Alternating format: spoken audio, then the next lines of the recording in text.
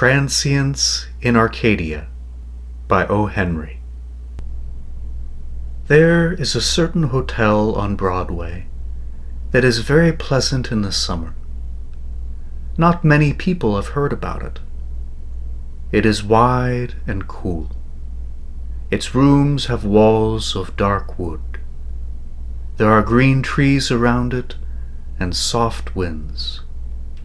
It has all the pleasures of mountain living and none of the pains. You will eat better fish than you could catch for yourself in the streams in the hills. You will have better meat than a hunter brings home from the forest. A few have discovered this cool spot in the hot summer of New York. You will see these few guests eating dinner in the hotel restaurant. They are happy to be there, and happy to know that they are very few. They feel especially wise because they have found this delightful place. More waiters than necessary are always near. They bring what is wanted before anyone asks for it. The pleasing, distant noise of Broadway sounds like running water in a forest. At every strange footstep, the guests turn quickly and look. They are afraid that the restless pleasure seekers will find their hotel and destroy its pleasant quiet. And so these few live during the hot season. They enjoy the delights of mountain and seashore. All is brought to them in their Broadway hotel. This summer, a lady came to the hotel giving this name, Madame Heloise d'Arcy Beaumont. The name was like a name in the story of a great romance, and Madame Beaumont was the kind of lady the Hotel Lotus loved. She was beautiful, and her manner was very fine. Everyone wished to serve her. The other guests believed that as a guest she was perfection. This perfect guest did not often leave the hotel. In this, she was like the other guests of the Hotel Lotus. To enjoy that hotel, one needed to forget the city. New York might have been miles away. At night sometimes one might go out, but during the hot day one remained in the cool shade of the Lotus. Madame was alone in the Hotel Lotus. She was alone as a queen is alone, because of her high position. She rose from bed late in the morning.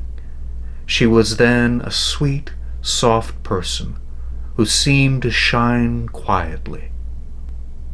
But at dinner she was different. She would wear a beautiful dress. I cannot find words fine enough to tell about it. Always there were red flowers at her shoulder. When the head waiter saw a dress like this, he met it at the door. You thought of Paris when you saw it, and of the theater, and of old romances. A story about Madame Beaumont was told among the guests in the Hotel Lotus. It was said that she was a woman who had traveled all over the world. It was said that she knew the most important people everywhere. It was said that in her white hands she held the future of certain nations. It was no surprise, they said, that such a lady should choose the Hotel Lotus. It was the most desirable and the most restful place in America during the heat of summer. On the third day of Madame Beaumont's stay in the hotel, a young man entered as a guest. His clothes were quiet but good. His face was pleasant. His expression was that of a man who had traveled and could understand the world. He said that he would remain 3 or 4 days. He asked about the sailing of certain ships. He seemed to like this hotel the best of all he had known. The young man put his name on the list of hotel guests, Harold Farrington. It was a name with a fine sound. and the young man belonged perfectly in the quiet life of the Lotus. In one day he became like all the other guests. Like them, he had his table and his waiter. He also had the same fear that the wrong people might suddenly discover this hotel and destroy its peace. After dinner on the next day, Madame Beaumont dropped something as she passed Harold Farrington's table.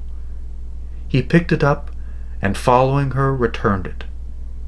He spoke only a few quiet words as he did this, and she was pleased by his good manners. She knew that he was a gentleman. Guests of the Lotus seemed to understand each other very easily. Perhaps it was the result of having discovered this Broadway hotel. Guests felt sure that only especially fine people would enjoy the cool delights of the Lotus. Now, very quickly, a sudden friendship grew between Farrington and Madame Beaumont. They stood and talked for a few moments. "I have seen too much of the usual summer hotels," said Madame Beaumont, with a small but sweet smile. "Why go to the mountains or to the seashore? We cannot escape noise and dust there. The people who make noise and dust follow us there." "Even on the ocean," said Farrington sadly, "those same people are all around us. What shall we do when they discover the Lotus?" "I hope they don't discover the Lotus this week," said Madame. "I know only one other place I like as well. It is the beautiful home of a prince in the mountains of Europe." "The best people," said Farrington, "are seeking for the quiet places like this one, where they can escape the crowds." "I promise myself 3 more days in this delightful rest," said Madame Beaumont. "The next day my ship sails." Harold Farrington's eyes showed that he was sorry. "I too must leave then," he said, "but I am not sailing for Europe." "We cannot stay here forever, though it is so delightful," said Madame Beaumont. "I like it better than my usual life, which is too full of people.